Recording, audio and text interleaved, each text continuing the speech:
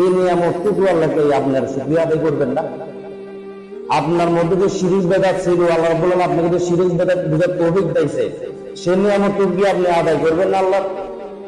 আপনি কি তাদের মতো হতেন যারা মনে করে যে পীর মুরিদি হলো ইসলাম, যারা মনে করে পীরকে সিজদা দেওয়া হলো ইসলাম, যারা মনে করে কবর পূজা হলো ইসলাম, যারা মনে করে যে রোগ থেকে ভালো হওয়ার জন্য তাগি লাগাইতে হবে এটা হলো ইসলাম, সেই সব মানুষ থেকে আল্লাহ রাব্বুল আলামিন আপনাকে হক বোঝার, শিরিক বোঝার তৌফিক দান করছে।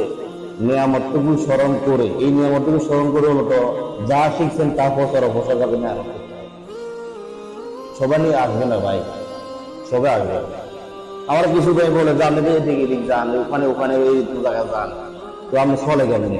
আমি কিছু আলহামদুলিল্লাহ চলে, তো একভাবে তো চলে তো অর্থ হ্যাঁ হইতেছে একভাবে দেখবেন।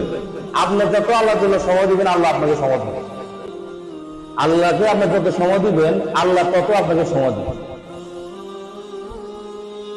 লা গাদাতুন ফি সাবিলিল্লাহ আও রাওহাতুন খায়রুম মিনাদ দুনিয়া ওয়া মা ফিহা। এই দুনিয়া যা কিছু আছে, কত মূল্যবান সম্পদ আছে। এই হাদিসের তাফসীর ব্যাখ্যায় আলামগণ বলছেন যে এই দুনিয়া সম্পদ গুলো যদি আল্লাহ রাস্তায় কেউ দান করে বা তার সময়টা যদি ব্যয় করে, সবচেয়ে আল্লাহর কাছে খাঁটি মূল্যবান হলো আল্লাহর কাছে হলো আল্লাহর জন্য সম্পদ ও সময় ব্যয় করা। এটা সবচেয়ে বড় দাম। কিন্তু মানুষ এখন, অধিকাংশ মানুষ দুনিয়ার দিকে 90% যুগে যাচ্ছে, যার কারণে দিন থেকে মানুষ আস্তে আস্তে দূরে সরে যাচ্ছে। আর মানুষের আশা হলো বড় আশা, যে আমি জান্নাতে ফেরেশতাতে যাবো, জান্নাতে যাবো, আল্লাহ আমাকে মাফ করবে। আশা বড় আশা নিয়ে বড়, কিন্তু আমলে বাস্তবায়ন নয়। আর আমাদের মধ্যে যারা আছে আমাদের এটা সবসময় মনে রাখতে হবে যে আমাদের প্রসার আগে আমাদের এলেমকে প্রাধান্য দিতে হবে। যেন এই চেহারা বসে অনেক সাহেব বলে গেছেন, আমাদের বলে গেছেন না ভাই, আমিও আসছিলাম যে এলেমের চেয়ে আমলের চেয়ে আপনার প্রসারের চেয়ে এলেমকে আপনার আগে রাখতে হবে, সামনে রাখতে হবে এলেমকে, তারপরে প্রসার। তারপরে তৃতীয় নম্বর স্টেপে, দ্বিতীয় নম্বর স্টেপে আছে, প্রথম স্টেপ হচ্ছে এলেম, দ্বিতীয় নম্বর স্টেপ হচ্ছে আমার মধ্যে বাস্তবায়িত করতে হবে। আমি জানি অনেক আমার দিন অনেক আছে যে শরীর মতো সালাদ আদায় করাই, বলতেছে ঘরে করবেন। কোথায় করবেন? ঘরে। কেন? আমি মহিলা নেই, ঘরে কেন নামাজ পড়ি? আপনি থেকে আরেকজনে শিখবেন। আমি যদি ঘরে নামাজ পড়ি, আমি যদি শরীর টাইমে সালাদ আদায় না করি, আমার থেকে কি শিখবেন? হ্যাঁ, আমি আপনি টুস করে আপনি ফজরের সালাত সালাম কেনার পর আপনি টুস করে উঠে যান, বাড়িয়ে যান, ফজর সালাতের পরে জিকির গুলো আপনি করেন না, তাহলে আপনি তাকে শিখে দিবেন।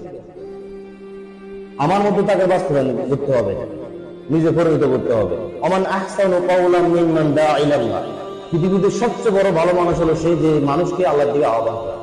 এখন আল্লাহ রাব্বুল আলামিন বলছেন ওয়া আমিলা সালিহা, সে নিজে সৎ আমল করবে, নিজে সৎ আমল করবে, তারপর এটা তাসির হবে। নাহলে আমরা সারাদিন যদি বলেন তাসির হবে, কারণ একটা জিনিস আমি যদি আমল যেটা বলি, এটা যদি আমার মধ্যে না থাকে, এটা তাসির জনগণের মধ্যে প্রভাব বিস্তার করবে, কখনো করবে। এই জন্য মেহনত করতে হবে। সম্মানিত ভাতৃমণ্ডলী, আমরা তো এখন একটা কাপড়ও খাই নাই, কারণ আমরা গাড়ি দিকে খবরসে ঘুরে বেড়া করতেছি, ঘর বাড়ি বসবাস করতেছি। এই যে আপনাকে পত্রিকা আমরা খুলে দেখবেন দেশকে অনেক। আমি এই 2017 থেকে 22 মধ্যে একটা লিস্ট দেখছি যে প্রায় এখানে তারা প্রায় 10 থেকে 12 জনের লিস্ট নিয়ে আসছে। আমাদের নতুন দিনীরা যারা হকে পথে যখন আসছে, তাদের থেকে ঘর থেকে বের করে দিয়েছে। চেয়ারম্যানের পিছন দিকে লাফিস খেলা খেয়েছে, পুকুরে দিয়ে পড়ছে, তাদের ঘর বাড়ি জ্বালিয়ে দেওয়ার চেষ্টা করছে রাতের অন্ধকারে, তাদেরকে বাজারে সবার সামনে মারধর করছে, গালিগালাজ করছে।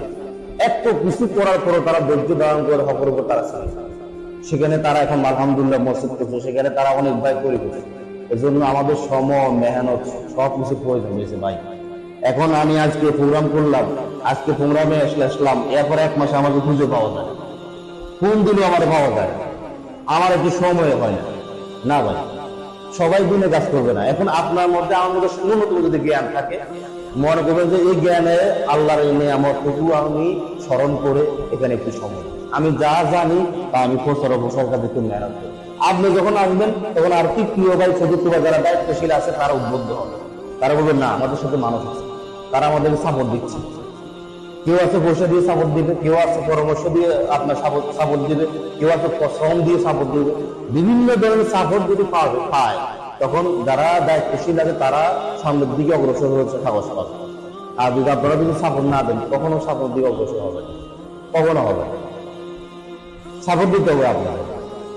এজন্য এই কথাগুলো এই জন্য বললাম যে সময়ের মূল্যায়ন করুন, একটু দিনের জন্য এগিয়ে আসা, একটু দিনের জন্য এগিয়ে আসা।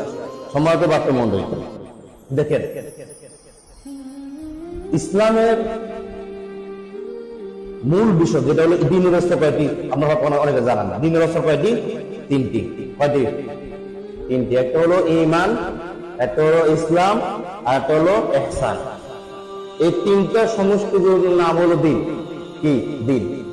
আমার ঈমান ছাড়া ইসলাম হয় না, ইসলাম ছাড়া ঈমান হয় না, ঠিক আছে? এরপর তৃতীয়তে ইহসান। আপনার সমস্ত ইবাদতে আপনার খালেস থাকতে হবে, যে সমস্ত ইবাদত দিয়ে আপনি আল্লাহ রাব্বুল আলামিন আপনাকে দেখতেছেন, যদিও আল্লাহ রাব্বুল আলামিন আল্লাহ সুবহানাহু ওয়া তাআলাকে আপনি না দেখেন, তিনি কিন্তু আপনাকে দেখতেছেন। আপনার অন্তর, বাহিরে, অঙ্গ প্রত্যঙ্গ, আপনার কি হইতেছে না হইতেছে সব আল্লাহ রাব্বুল আলামিন জানেন, দেখেন। আপনার সম্বন্ধে আমার সম্বন্ধে অবগত আছে। তাহলে এই তিনটি মিলে হলো দ্বীনের স্তর। কয়টি? তিনটি। প্রথম হলো ঈমান, ঠিক আছে না? ঈমান আমাদের দেশে কি বুঝে? আমি ঈমান বুঝে মানে বিশ্বাস। ঈমান একটা কি? বিশ্বাস। এই জন্য বাংলাদেশে অধিকাংশ বাংলাদেশের মানুষ মুরজি আকীদা বিশ্বাস। কি আকীদা বিশ্বাস? মুরজি একটা ফিরকা আছে, জানেন? 5 চিন্তন একটা ফিরকা। তাদের ধারণা হলো ঈমান আনছি যে কোনো সময় আমি জানাতে যাবো ইনশাআল্লাহ, আমল করি বা না করি। হ্যাঁ, আমল করি বা না করি, যদিও আমি লা ইলাহা ইল্লাল্লাহ পড়ছি, কালেমা পড়ছি, আমি জান্নাতে যাব, মানে আমি জাহান্নামে যাব। তাহলে ঈমান এটার বই প্রকাশ হলো। ঈমানের বই প্রকাশ তখনই করবে যখন ঈমান তিনটি সমস্ত যত মিলে ঈমানের বই বসে বসে। এক, অন্তরে স্বীকৃতি দিতে হবে যে আল্লাহ ছাড়া সত্য কোনো মাবুদ নাই। 2 নম্বর হলো মুখে জবানে উচ্চারণ করে স্বীকৃতি দিতে হবে। 3 নম্বর হলো অঙ্গ প্রত্যঙ্গ দ্বারা আমল করার মাধ্যমে ঈমানের স্বীকৃতি দিতে হবে। এই তিনটি যদি না থাকে ঈমান কখনো পরিপূর্ণ হবে না, কখনো হবে না, কখনো হবে না। যেমন আপনার ঈমান, আর যেমন আপনি এখানে আসছেন কিসের উপর নির্ভর করে? আল্লাহ সন্তুষ্টির জন্য তো আসছেন, এটা কিন্তু ঈমানের একটা অংশ। আপনি জানেন যে এখানে আমি আসছি 5 টাকা পাবো, 10 টাকা পাবো, আছে এমন পাওয়ার সম্ভাবনা আছে? নাই। বরং অনেকে দোকানপাট বন্ধ করে আসছে, অনেকে বা অন্য জায়গায় যাওয়ার কথা আসলে ওখান থেকে এখানে চলে আসছে, অনেকে একটা জরুরি কাম, ওখানে গেলে হয়তো কিছু দুনিয়া গেলা তার লাভ হতো, কিন্তু ওখান থেকে সে এখানে চলে আসে। কিসের বিশ্বাস? যে ইন্নামা তাওয়াফাউনা উজুরাকুম ইয়াওমাল কিয়ামা, যে আমি যদি এখানে একটু বসি, আমার এই বিশ্বাস আল্লাহর উপর আছে যে আল্লাহ রাব্বুল আলামিন কিয়ামতের ময়দানে আমাকে দিবেন। আমার এই সময়ের দাম, আমি যে এখানে বসে শুনতেছি, কিয়ামতের ময়দানে আল্লাহ রাব্বুল আলামিন এটা আমার দিবেন। আল্লাহ সুবহানাহু ওয়া তাআলা বলতেছেন যে আমি তোমাদেরকে কিয়ামতের ময়দানে তোমাদের প্রতিফল আমি অবশ্যই দিয়ে দেব।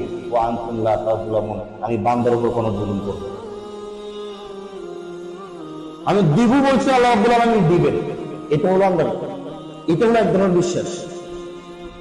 যখন সহিহ বুখারী নবী করিম সাল্লাল্লাহু আলাইহি সাল্লাম কাবা ঘরে এভাবে হেলান দিয়ে যখন তিনি এভাবে রেস্ট নিচ্ছেন, একটু বিশ্রাম নিচ্ছেন, খাব্বাব রাদিয়াল্লাহু আনহু এসে বললেন, ইয়া রাসূলুল্লাহ সাল্লাল্লাহু আলাইহি ওয়াসাল্লাম, যে আমরা তো মার্কেট থেকে শেষ হয়ে গেলাম, আমরা তো নির্যাতিত শেষ হয়ে গেলাম। বেলাল রাদিয়াল্লাহু আনহুকে মরুভূমির বালুতে টানতেছে, সুমাইয়া রাদিয়াল্লাহু আনহুকে আপনার নির্যাতন করতেছে, আম্মার ইয়াসিরকে আপনার নির্যাতন করতেছে, এত নির্যাতন হইতেছে, এর কি শেষ নেই ইয়া রাসূলুল্লাহ সাল্লাল্লাহু আলাইহি ওয়াসাল্লাম? আপনি একটু দোয়া করেন, আমাদের মতো নির্যাতন, গালিগালাজ, মারধর অতিরিক্ত মাত্রা ছাড়িয়ে যাচ্ছে, এটা যেন শেষ হয়। আপনি একটু দোয়া করেন, আল্লাহ যেন আমাদেরকে পরিত্রাণ করেন।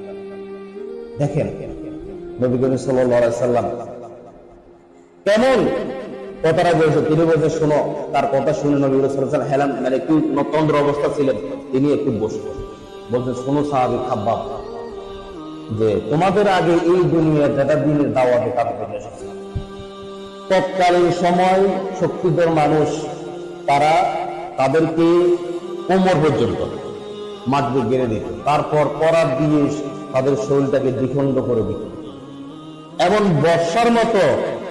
বর্ষার মতো তাদের মাথা থেকে পা পর্যন্ত ছিঁড়ে ফেলতো, শুধু মাংস মাংস এটা হাড্ডিটা থাকতো, মাংসটা লোহার সাথে চলে আসতো। এত কষ্ট এত যন্ত্রণা দেওয়ার পরও সেই যুগের একজন মানুষকে দিনে দাইলাল্লাহকে চুল পরিমাণ তারা দিন থেকে সরিয়ে দিতে পারে না। শোনো খাব্বাব, আল্লাহর উপর বিশ্বাস রাখো, এই বিশ্বাস রাখো আল্লাহর উপরে যে এমন একদিন সময় আসবে ইয়েমেনের রাজধানী সানা থেকে হাজারামাউত পর্যন্ত দিনে রাতে লোকেরা চলবে, নারীও যাবে, পুরুষও যাবে, ব্যবসায়ী যাবে, সকল ধরনের মানুষ যাবে। ওষুধ ধরনের মানুষের অন্তরে একমাত্র আল্লাহ ভয় ছাড়া আর কোনো ভয় থাকবে না।